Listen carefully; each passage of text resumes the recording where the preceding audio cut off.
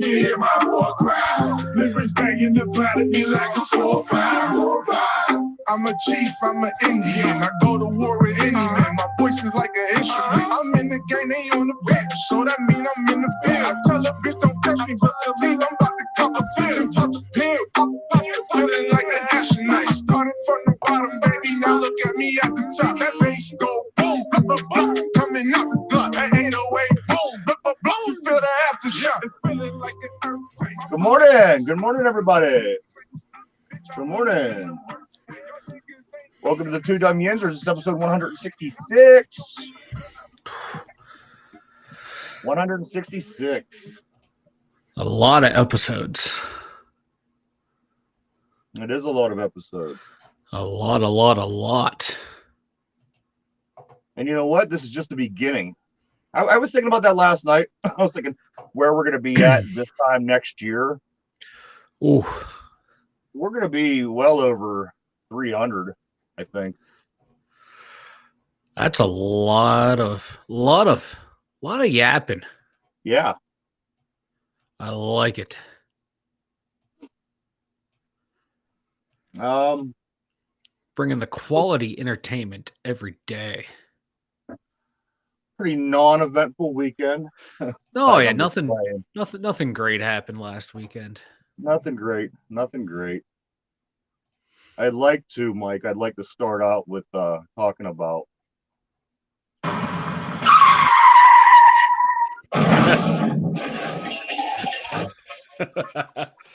like to talk a little bit about yesterday afternoon. I don't know exactly what you're referring to. Refresh my memory. Was there something important happening yesterday? Well, no. But well, we still got to talk about it. Some bullshit, but let's do it. I think everybody knows what we're talking about. Some means might even been a little hesitant to even turn on this show today because it might be what we're talking about. Of course, we're talking about the football game yesterday. The Buffalo Bills 38, the Steelers 3. The most lopsided blowout against the Steelers since what, Mike, 1989? Yeah, when Cleveland destroyed us, it was like 50-0. And it wasn't good. It wasn't fun. It wasn't funny. Oh, I had a blast. Well, let me start out with this. The new power rankings are out today. The Steelers are sitting comfortably at number 31, Mike. Hey, there's one team worse than us. They're 31st in the league. Steelers, of course, are off to a 1-4 start. Currently sitting in the spot to have the number 1 draft pick if the season did end today. Hey, you know what? It worked for the Penguins when they were able to grab Lemieux, Crosby. Who else am I thinking of? Fleury. This is how you build back up after you have years of dominance, years of winning, years of competitive play. You're gonna hit a wall eventually. You don't like to see it happen. You don't want to see it happen, but it happens, and you have to rebuild, and that's what they're gonna have to do. If the Buffalo Bills aren't the best team in the league, they are one of the best 3 teams. Yeah. They were my pick. They're my pick. They're still my pick. I believe they're going to win the Super Bowl this year, and I hope they do. I've always been a guy that says, you know what, get different teams in every once in a while, and that's what the league is doing right now. And the Bills lost 4, along with Minnesota. I'd like to see either one of those teams, which Minnesota's doing really well also. I think they're sitting at 4-1. So, a Minnesota Buffalo Super Bowl where one of those teams are going to win would be fine with me. That would be a fun one to watch. A couple offers. And like we said, of course, the Buffalo Bills beat the Steelers yesterday 38-3. I can't blame the Steelers. The Bills kick my ass every week as well, so I know what it feels like. I like what you did there. You like that? You're like Oscar Wilde, man. You have that great wordplay. You like that? I Mike Coleman says, quote, I will absolutely consider lineup staff changes amid the 1-4 start. There's Fire so much to Canada. talk about, Mike, do me a favor. Just start talking about this game. I want to throw up every time I think about it. I got a lot to say, but go ahead. You talk for a while. Well, it started off with a little bit of promise. You know, we had the opening kickoff that they bobbled, and we were able to get them down at within inside the 5 at the 2 or 3, and we held them. And then boom, next thing you know, 90 some odd yard touchdown. And what happened on that play? Yes. This is where you miss Terrell Edmonds. You know, we had oh God, who's Trey Norwood was filling in for him, and him in the miscommunication between Norwood and Levi Wallace left Davis wide open. And you like to think that, you know, Terrell Edmonds, he communicates better with it or sees the play happening better and plays the deep safety. You know. So that's huge right there. Like people, I've listened a lot on the radio and hearing on like reading on Twitter, people like, oh, there's no depth. There's no depth. There's no depth. We have to look. We're without our 2 backup safeties are coming into the season where Carl Joseph and Kazee. So we have those 2 out. So now we have, you know, you have the backups of the backups playing. You know, we go into this game missing Terrell Edmonds, then and Ahkello Witherspoon. Then we lose Cam Sutton throughout the game or Levi Wallace. One of the 2 we lost. So this team injuries are not an excuse, but they played a major part in that back end, especially on that first touchdown. And going from there, it did not get much better. It seemed I don't know where to start. There's so much to talk about. This is all right. Tag me back in. Boom, you're in because I'm my brain's at a loss too. All right, now Mike is, you know, he's hitting it right on the head. I mean, the emotions and they boil over. The locker room's frustrated. Everybody's pointing, name calling.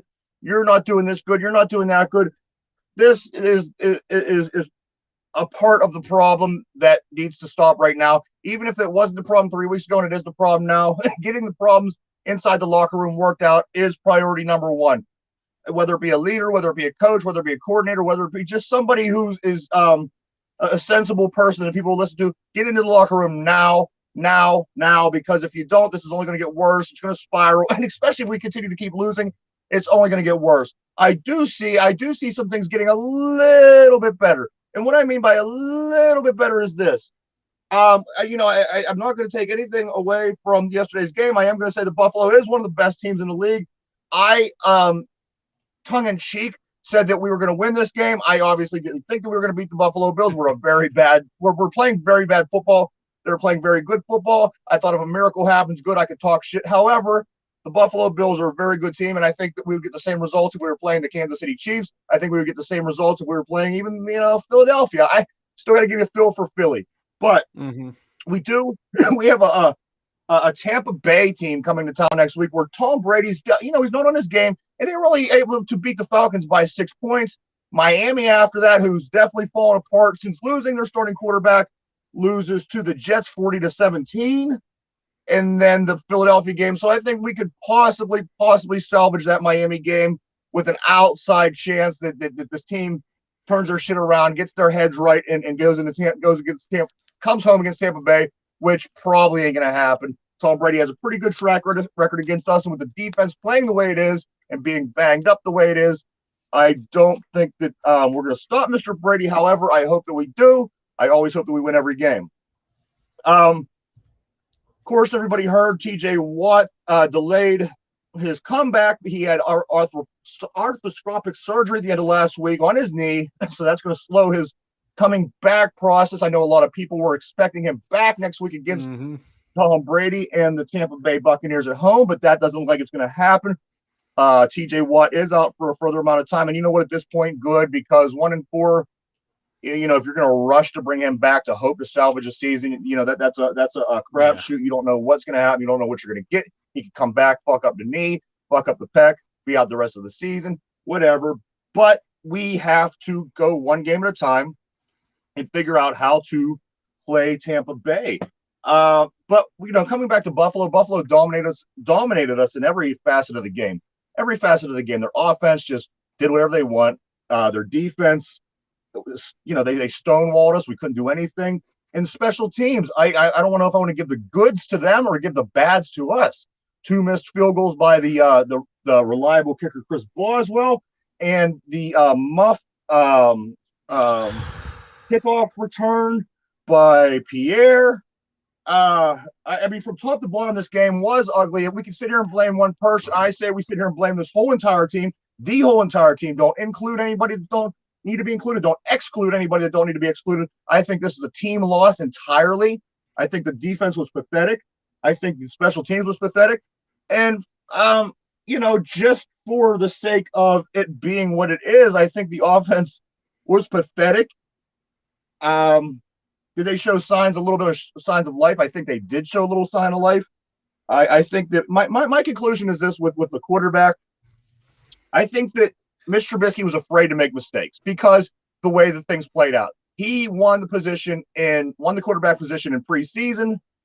He was so afraid to make mistakes. He was on that short leash. What's Kenny do when he comes in? He's not afraid to make mistakes. He wants to throw the ball downfield. If it gets picked off once or twice, that's actually not the worst thing in the world. You're spreading a defense out. Against this Buffalo team, it didn't make a difference. I think moving forward against other teams, it will. Defensively, the Buffalo Bills are number 1 in pass defense, so that's no surprise to me.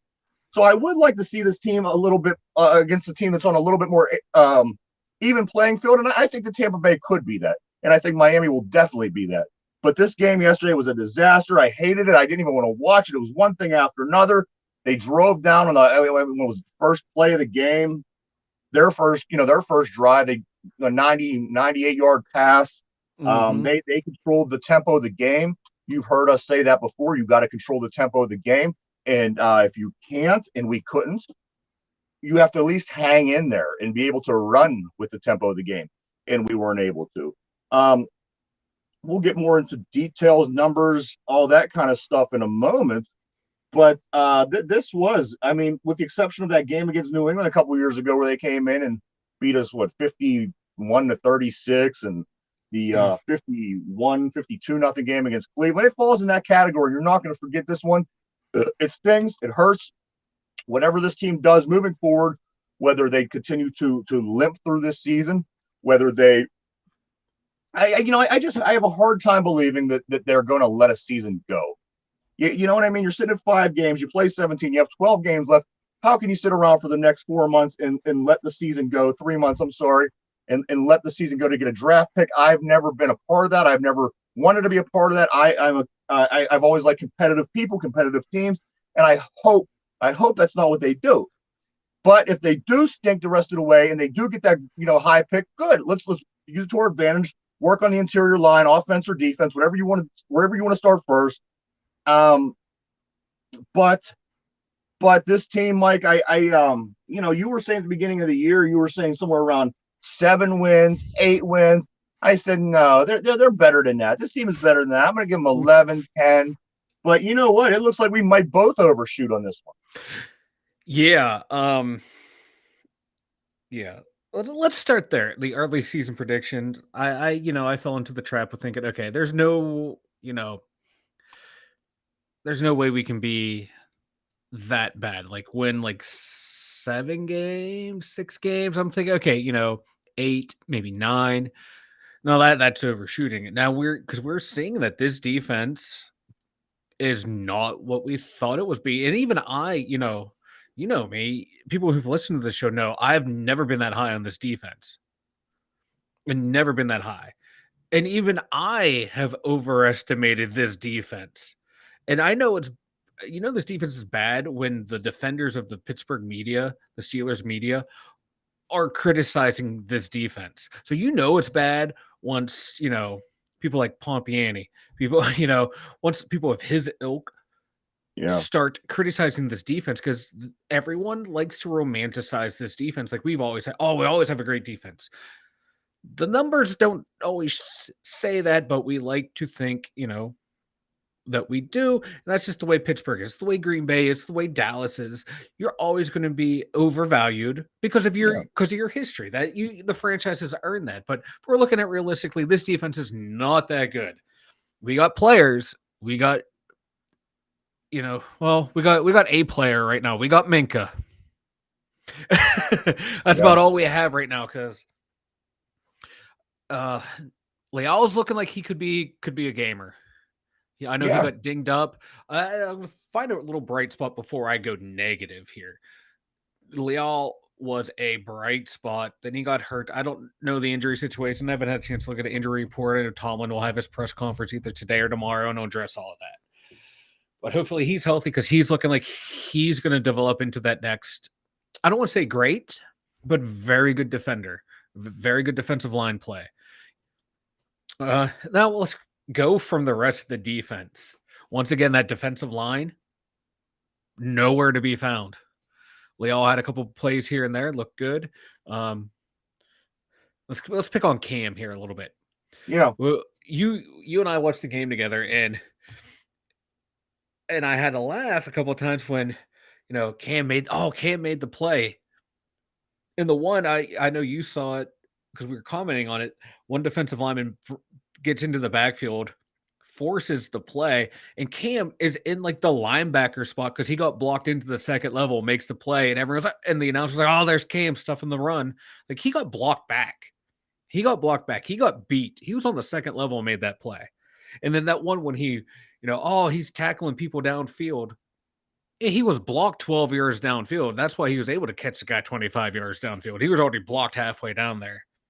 He had maybe one play in the backfield where he was disruptive. He made that nice tackle for loss in the backfield. That was it. Yeah. He was nothing. Everyone else on that D line was nothing. They were all getting beat. Linebackers, did Highsmith play? I have that in my notes. I'm not trying to be a jerk, but I did not hear his name called once. I don't remember him getting into the backfield at all. How about this name, Mike? Malik Reed. Have you seen me? I don't think I've seen Malik Reed once run across my television screen, whether he's on the field or ain't on the field. I haven't seen him. No.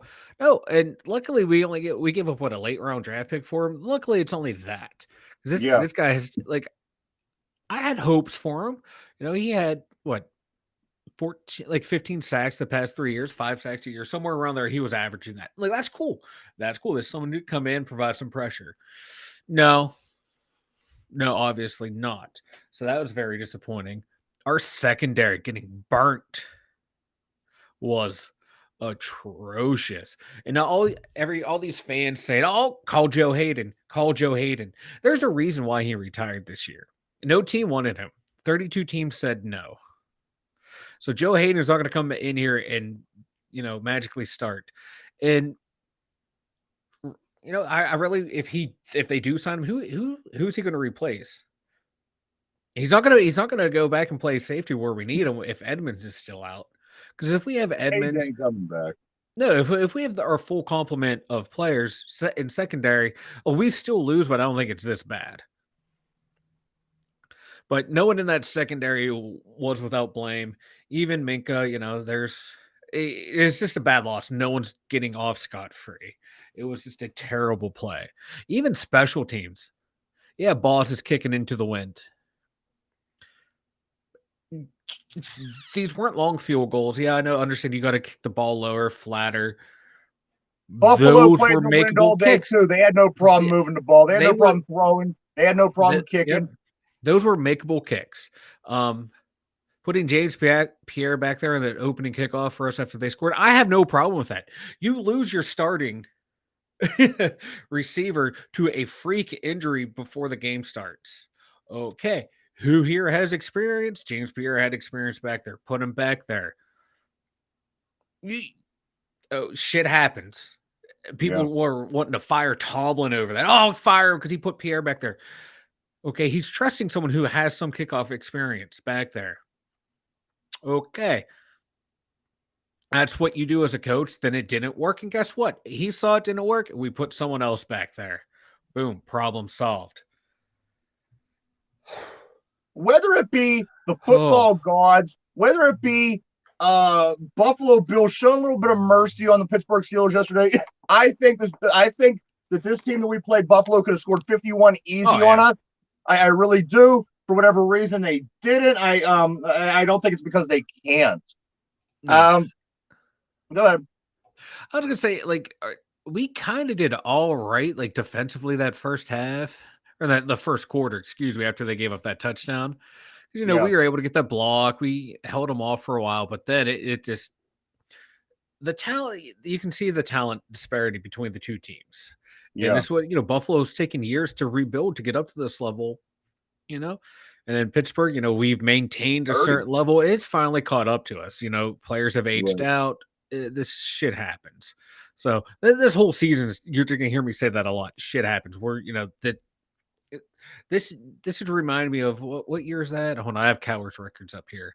Then the '99 year when we went 6-10. Yes. Just how bad we were. This is what that reminds me of. And you know what? Something about that, they didn't have this terrible team. They were just playing bad football. And if you go back and look at the roster, this is the same quarterback that took you to the AFC Championship game 2 years later. This was Levon Kirkland. This was a lot of guys that were on the team as it started getting better.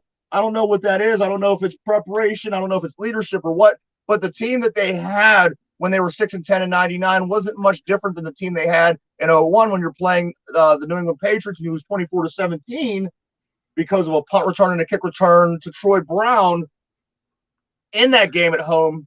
Yeah, but that in team the was AFC also Championship. 7-9 the year before, so that was coming off back-to-back losing years. Yeah, And it just, no two ways about it. The late '90s teams played bad oh, football. they were terrible. Absolutely. It- You had Jerome Bettis.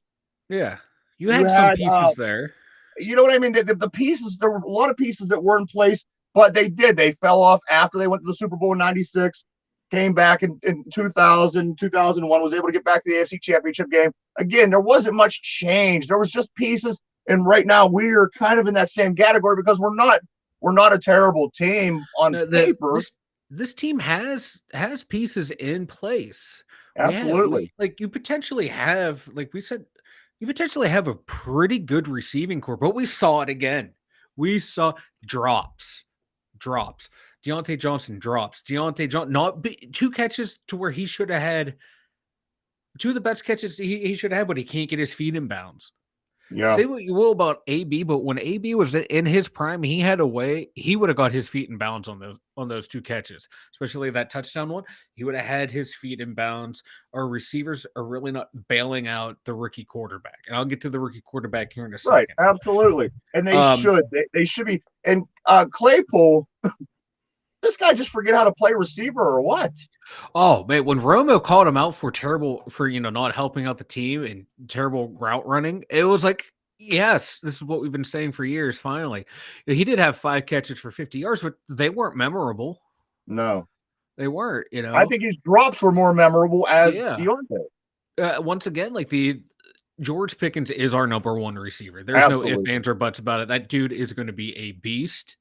Hopefully, like Johnson or Claypool can get their head out their asses and be that number 2 that we need. Freiermuth, he left hurt against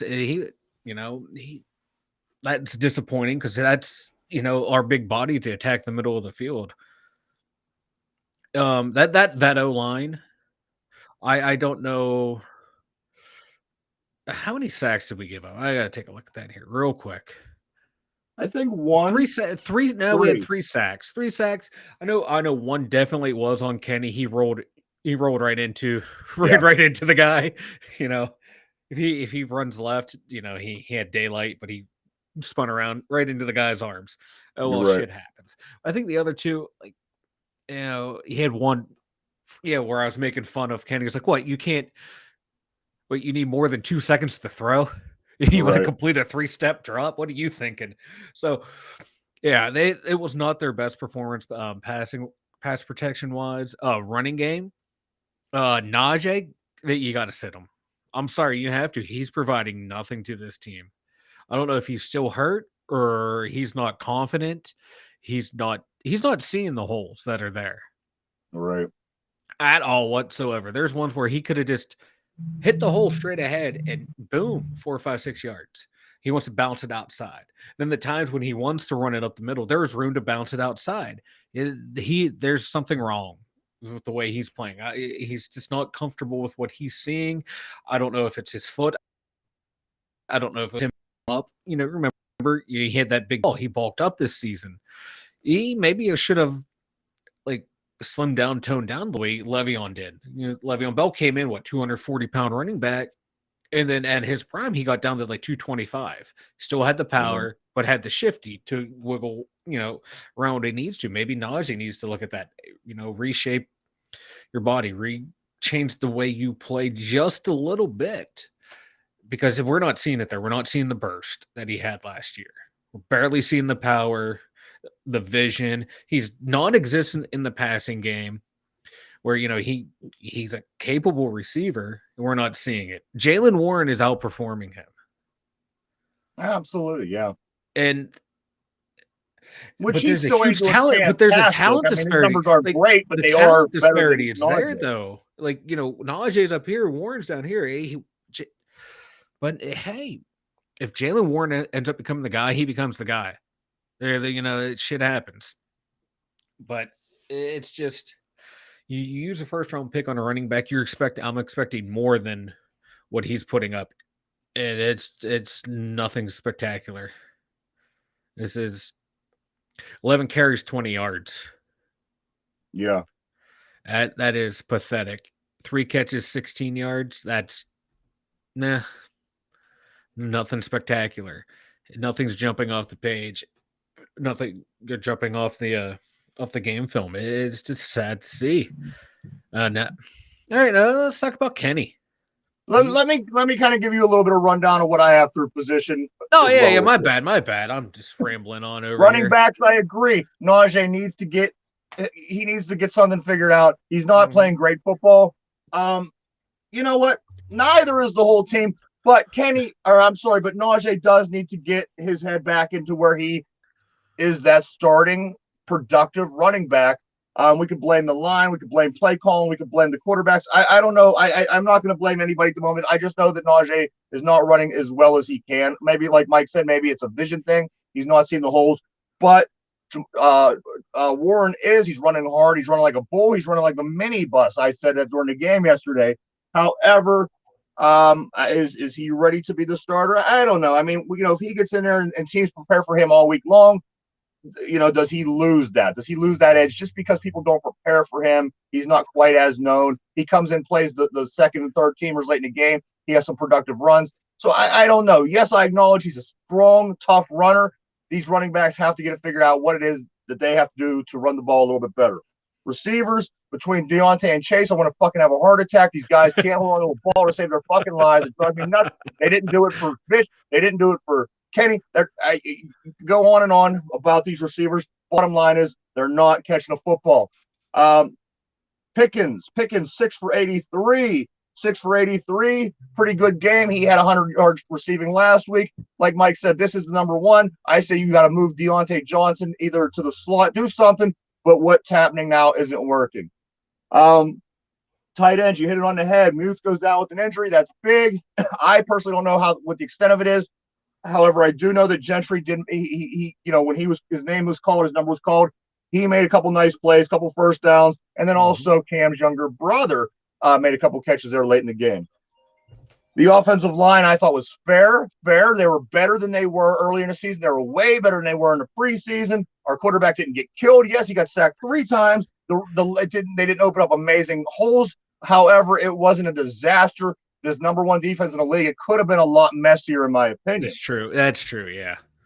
Jump over to defense. Cam, I don't even know. I have nothing left to say about Cam. I don't. I've said what I've got to say. Nothing has changed. If something changes, I would be more than happy to talk about it and give you my take. However, I don't know what the fuck Cam Hayward's doing right now. He's just taking up a spot on this team. Okunjobi goes down with an injury. Again, I'm not real sure on the injuries yet. They're still pouring in, and we're still learning about the injuries every day. And Okunjobi injury could be big on that defensive line that's already struggling. Linebackers, Mike and I touched on a little bit earlier. Highsmith, Malik Reed, I think they took the day off. I don't know. I didn't see them one single time on my screen yesterday. Not one.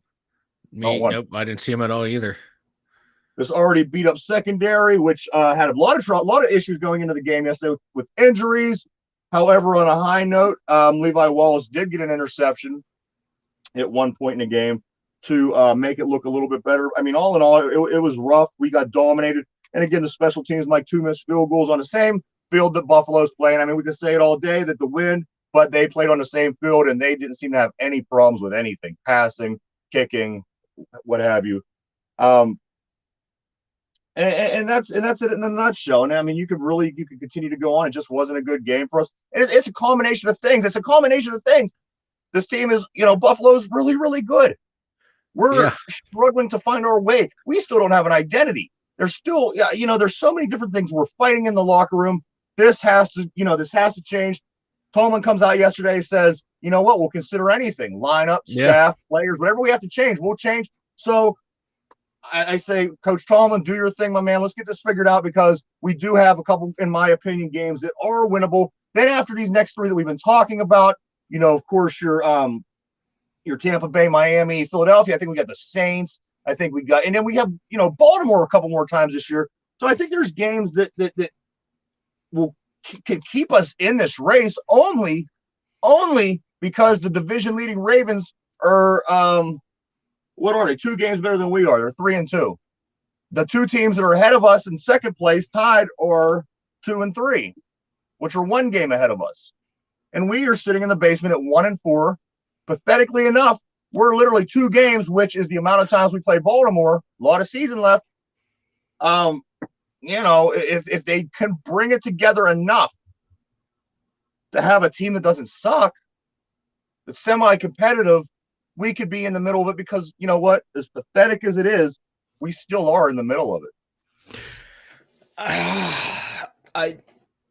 I wish I was that optimistic to look at the other team's record, see where we can lie and how we can claw our way back. I just don't see it. Last year I believed, year before I believed, just because we had Ben found a way to bring us back game after game after game the past 2 years. We had healthy TJ Watt for the most part the past, the previous 2 years. This year, he's going to miss half the season. It's, we're starting a rookie quarterback. I just don't see it. I just don't see how we can get back into it the way everyone else in the division is playing. Even though Cleveland and Cincy don't have the best records, they are playing better than us. We're a backup long snapper away from being 0-5. Absolutely. So it's gonna be a long year. I'm having fun with this season, which is weird to say, because I'm usually the type of guy to pop off during a game, MF the players, MF the coaching staff, just be a complete nutcase. This year, I'm just rolling with the flow because that's about all you can do as a fan is just sit back and embrace the suck. Just laugh at your team messing up. Realize, hey, this is the first time in at least 18 years we've seen this bad of a football. It's been 30 some odd years since we've seen this bad of a game. Yeah. There's light at the end of the tunnel. Is it the end of this season? Probably not. But I think for the rest of the season, you just have to look at the individual improvements. See how well the offensive line improves game after game. Maybe not the whole unit, but find players that are improving. Daniels and Okorafor, they're solidifying that right side. Okay, so you have 2/5 of your offensive line that's looking good. Can we find a third player in there this year who's playing well? Maybe Dotson. He's shown flashes to be a steady left guard. Okay, then boom, we're sitting at 3/5 of our offensive line. You need a left tackle. Guess what? There's a couple studs coming out in the draft. We're going to be picking pretty high. Yeah. So you can rebuild that way. You just have to find the positive. Just enjoy watching Kenny Pickett play. For all you Pitt fans and Stellar fans that wanted him, sit back and enjoy and watch him play this year. Watch him improve week after week. Maybe Let me- next week he'll throw a touchdown. We're baby steps. let me take that as a segue to the next part of the show. Kenny Pickett, I'm going to blow a little smoke up his ass, and then I'll let Mike take over. You'll understand whenever we're through what I'm talking about. Kenny Pickett, everybody, he did pass more than every one of these quarterbacks in his division yesterday. He had 327 yards. Brissett had 274. Burrow had 207. Lamar Jackson had 174. Pickett was 34 for 52 with 327 yards, a 74.8 rating, and he did have more yards than every single quarterback yesterday except for Allen, Wentz, and Tom Brady. Positives. Those are some positives. Also, I like the fight in this guy. Mike kind of he kind of took a stance a little opposite that I had. I like the fire. I like the young. I like the immature because he is going to grow. He's going to grow and he's going to keep developing.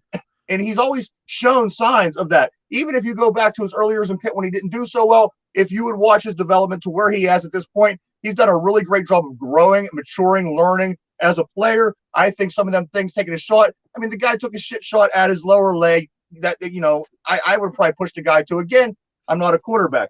Again, he was one interception, 327 yards, 74.8 rating. I think that was it was a good. I don't want to say it was great. He didn't score touchdowns. I acknowledge that. But if you go in there and you throw in your first pro game 327 yards against the number one defense with a bunch of receivers who aren't catching the ball, you played a pretty good day, quarterback. You can't really take away from what he's doing. Of course, he has to add to what he's doing. But if we, if we sit here and say that this thing was his fault, that's crazy. This whole team blew. I thought Kenny had an okay day. Putting up 327 is always a good day. I don't care what quarterback you are. If Tom Brady puts up 350 yards, they talk about it. This rookie in his first game against the number one defense, it is, again, it wasn't bad. It's something to build on. And I think Mike was touching on that. He's in the middle. Sometimes he goes one way with it. Sometimes he goes the other way with it. But let's see how he takes Kenny today. He played okay. Nothing spectacular. Did he look a little? Go ahead. No, go ahead. Go ahead. The X factor that you look at was, leadership, poise, confidence, the fight, the fire.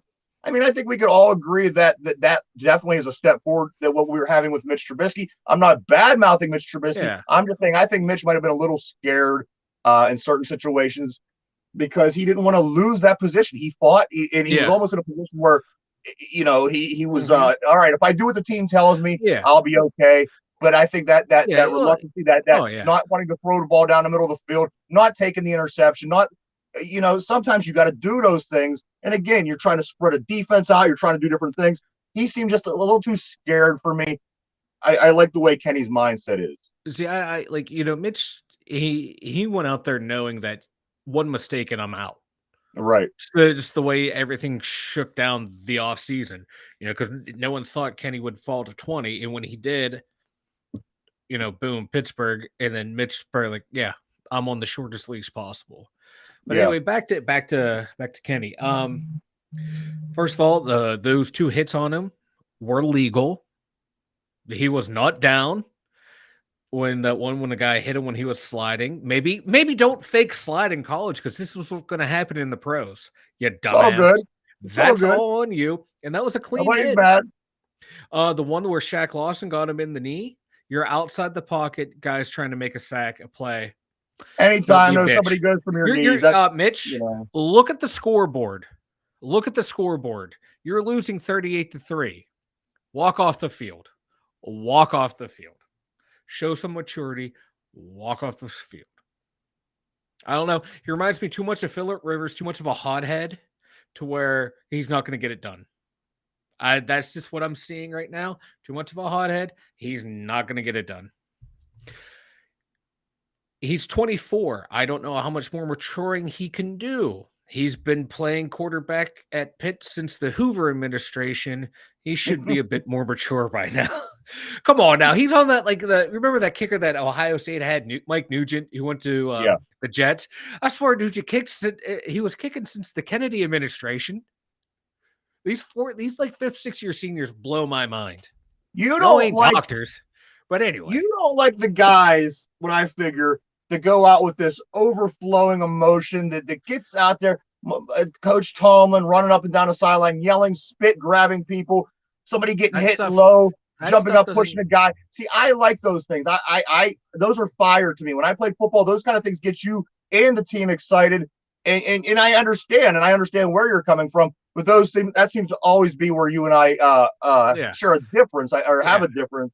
Yeah, when Cowher would always be ranting and raving up down the sideline, I'm like the kind of person when people start ranting and raving, I tune you out. But that's at the workplace. That's at life. This is football. Even like when I played sports and stuff, like people would rant and rave, like I'm tuning you out. I don't want to listen to you right now. You're sounding like a moron. Like when I rant and rave, I don't expect people to listen to me because I'm sounding like a moron.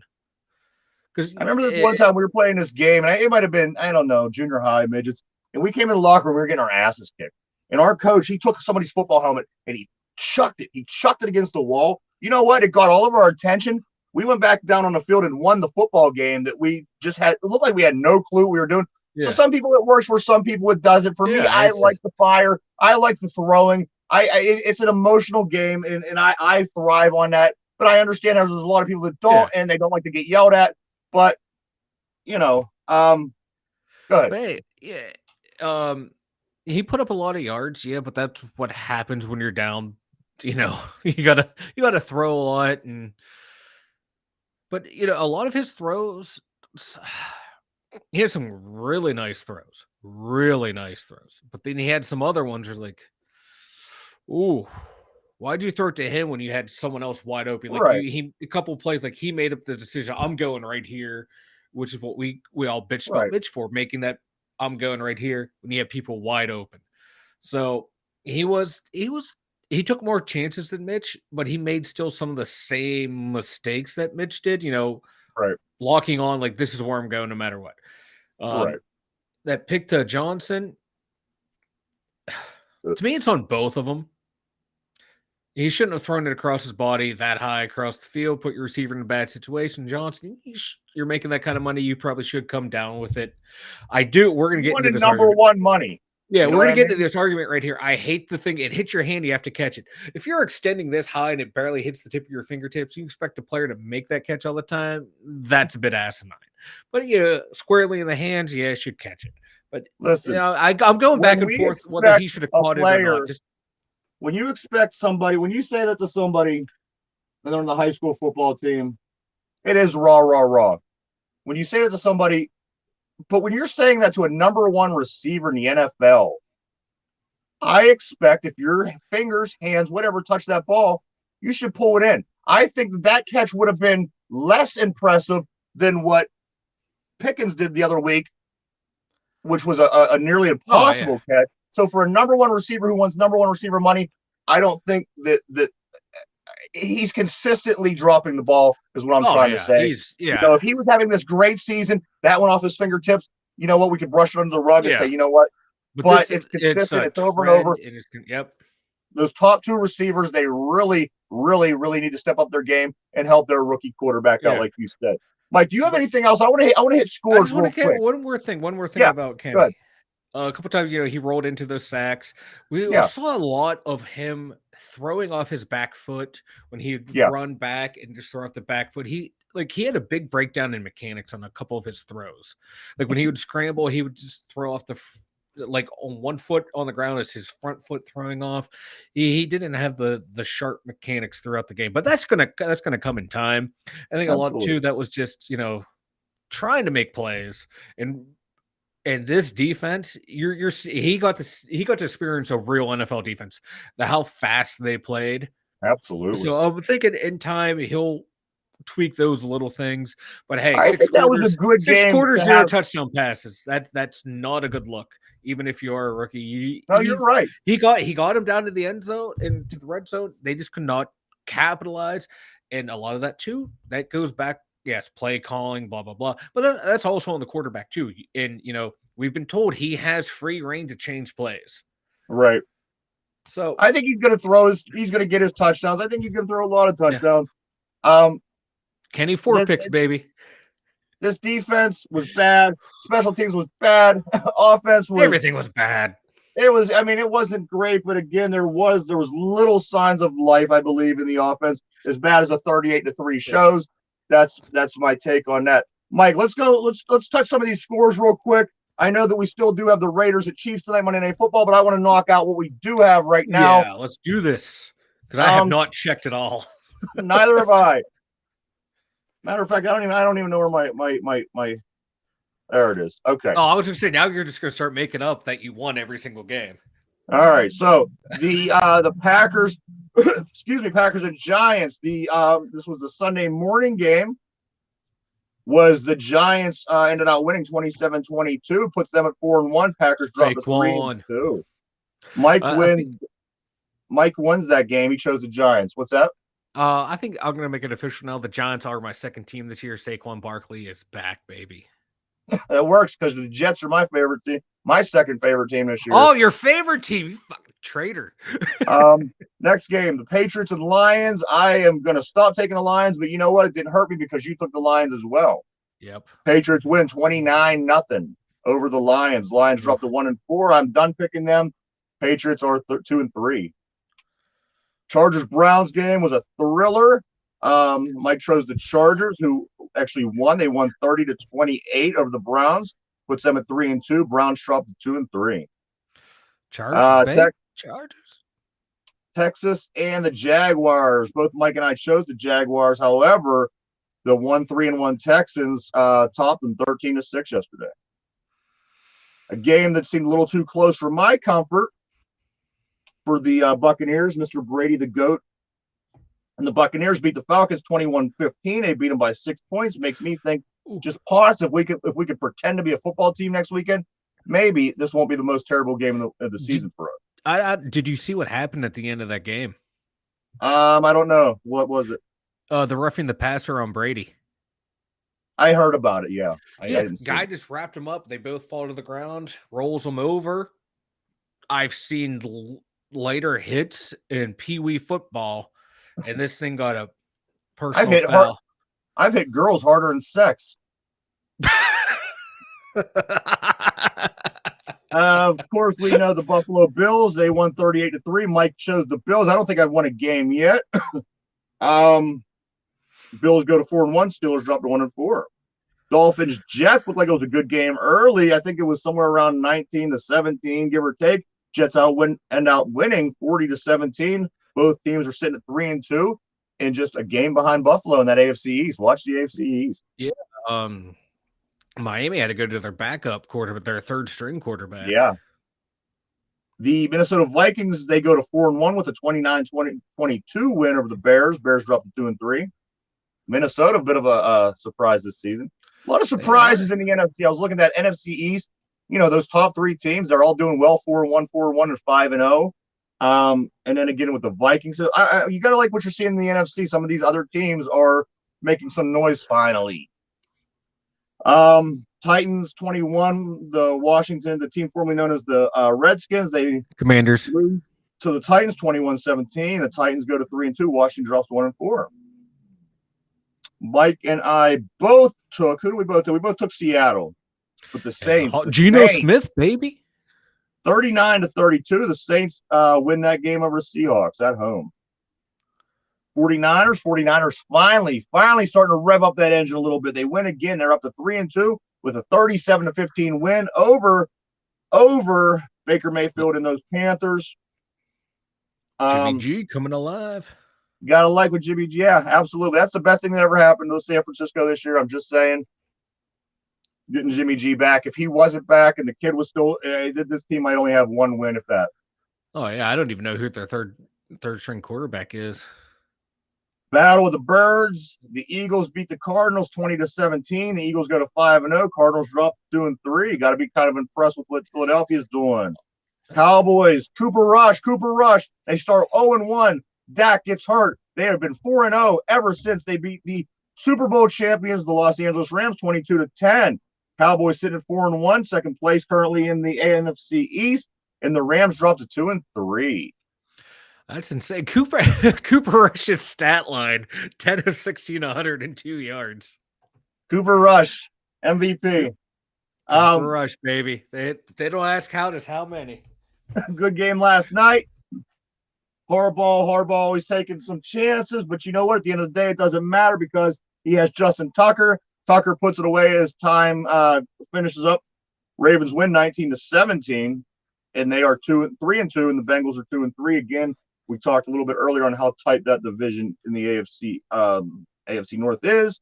One game left this week. The teams that we didn't get to, or we did pick, but we didn't get to watch yet, is the Chiefs and the Raiders. It's going to be at Kansas City. The Raiders are 1-3. The Chiefs are 3-1. Both Mike and I both picked the Chiefs. I didn't pay much attention going through as far as my picks. I'm pretty sure I lost. But tomorrow, if Mike wins or whoever wins, we will award the winner in a new special way. I'm 12-2. Just gonna throw that out there this week. You 12-2? 12-2. Oh, I know I'm not that damn good. Man, I should have put like a couple bucks on every game. Jesus. Couple other notes I have, Mike, for excuse me. Kid runs on the field at the Bucks game, gets slammed into the ground by security. 2 weeks in a row, we had fans running out on the field. I was hoping another player would have just speared him. Here's your guy, Mike. You're always talking about Kenny being a little older. Well, this defensive lineman from North Dakota, maybe we should get him with our early pick next year. Go with our theme of mature-aged players. Listen to this. This guy is 49 years old. 49 years old. Ray Ruschel is a freshman at North Dakota. He's older than his coach. He says he's doing it because he wants to win a national championship. What school is he at? North Dakota. Yeah. Well, they're in that smaller conference. Yeah. Yeah, we can get him. He can go with Kenny Pickett, who we drafted at 24, Najee Harris, running back, we drafted at 23, and a defensive lineman drafted 49. Put him right next to Cam Hayward. Yeah. Youth movement. Tennessee Volunteers jump up to number 6 after wiping the table with LSU over the weekend. They win 40-17, I think it was, something like that. Who saw this coming for Tennessee? That's the thing. Tennessee, like even like college football experts were like, "What the?" Yes. Don't know what to make of it. If Pitt now, don't get me wrong, Georgia Tech's playing better football. However, if the only loss that we had going into this weekend, next weekend, we would be sitting at 5-1 with our only loss to number 6 Tennessee in overtime with our third string quarterback. So that's just the way things are. Unfortunately, the Georgia Tech game happened and they beat us also. So let's just hope they keep winning as well, help us slide back into the ranking. Matter of fact, or speaking of Pitt wins 45-29 over Virginia Tech. Big game for Izzy Abanikanda. Abanikanda runs for 320 yards rushing and 6 touchdowns. He breaks Tony Dorsett's rushing records at Pitt. And finally, for sports news of the day, Mike, October 7th, 1916, Georgia Tech, while we're speaking about them, has the most lopsided win. Yes, the most lopsided win in college football history in 1916, almost to the day. October 7th of that year, Georgia Tech beat Cumberland College 222-0. Most lopsided game in college football history. I don't think that should be any surprise to anybody. Mike. I love it. So back in the day, right? I'm going to go a little story here about that score. I had this football game for my computer from Sierra Sports or whatever. And you can play, it had like all these old timey teams in there from back in the day. And then like the USFL teams. So I was playing and I beat a team like 100-0. It was like, oh, you've come halfway to topping, the most lopsided score. And it would brought that up. So when you told me that the other day, I was like, I had a flashback to like being like 13 years old again in my room playing that football game. Like I remember.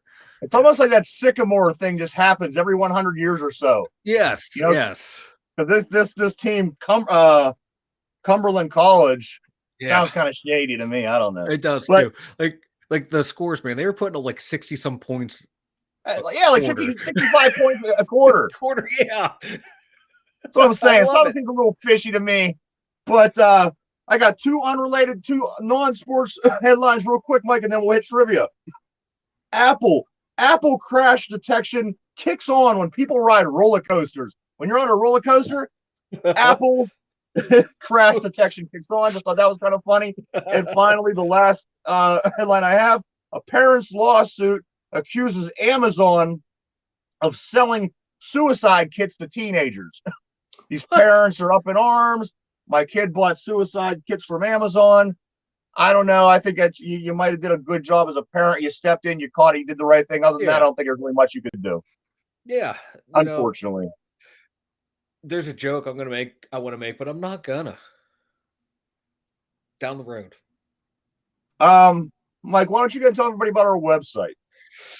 TwoDumbYinzers.com. It's spelled just how it is on Ryan's banner. Go ahead over there, TwoDumbYinzers.com. We have links for everything that you need Two Dumb Yinzer wise. There you have it, everybody. We do want to say, please continue to check us out. We are on YouTube also all week long, Monday through Friday, from 11 a.m. to 12 p.m. Please continue to check us out. And this show of the day will always go up 8 o'clock the evening of that same day over on Spotify for the podcast version of the show. So check that out. Mike, showing everyone, I am playing through the pain right now. I scratched my nose and cut my nose. I'm bleeding. I am a warrior. What happens when you try to dig them boogers out, man? Are you ready, Mike? Today, our trivia portion of the show, How Well Do I Know Thy Enemy, is going to be about the Tampa Bay Buccaneers. Of course, is who we're playing this week. Tom Brady and the Bucs are coming to town. Are you ready? This. I'm ready. All right, here we go. Got your pencil? There it is. All right. How was Buccaneers chosen as the team name? How was the Buccaneers chosen as their team name? I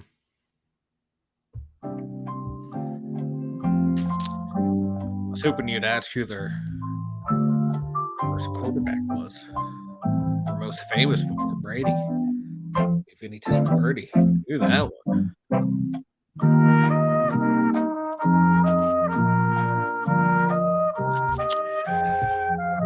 It's got to be like how every other team was done, right? It's got to be through fan submissions. Gotta be. It's how every team does it. All right. So how was the Buccaneers chosen? How was the Buccaneers chosen as the team name in Tampa Bay? I'm gonna go with a fan submission. You just looked that up. No, it's how like every other team does it. Fans submit shit and it gets picked. Well, let's see if it's right.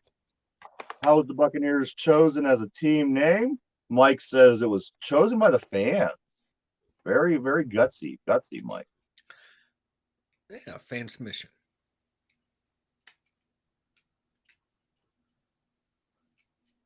Oh, anticipation's killing me. Yeah. That is correct. The name of Not the team. just a pretty face. It was the Name the Team contest, actually, in honor of annual football in Tampa, a festival. I'm sorry, honor of an annual festival in Tampa Bay. I don't know the whole backstory behind it. However, I do know that it was through a contest called the Name the Team contest in Tampa. So there you have it. Day one of this week, getting ready for the Tampa Bay Buccaneers. Mike is already on top as far as the trivia goes. I'm doing better than our Steelers, baby. He's definitely got better winning percentage, man. Know that for sure. Mike, do you have anything before we take off, my man? Let's get the number one overall pick. Because the last time we had the number one overall pick, Terry motherfucking Bradshaw. We can finally get ourselves a franchise quarterback.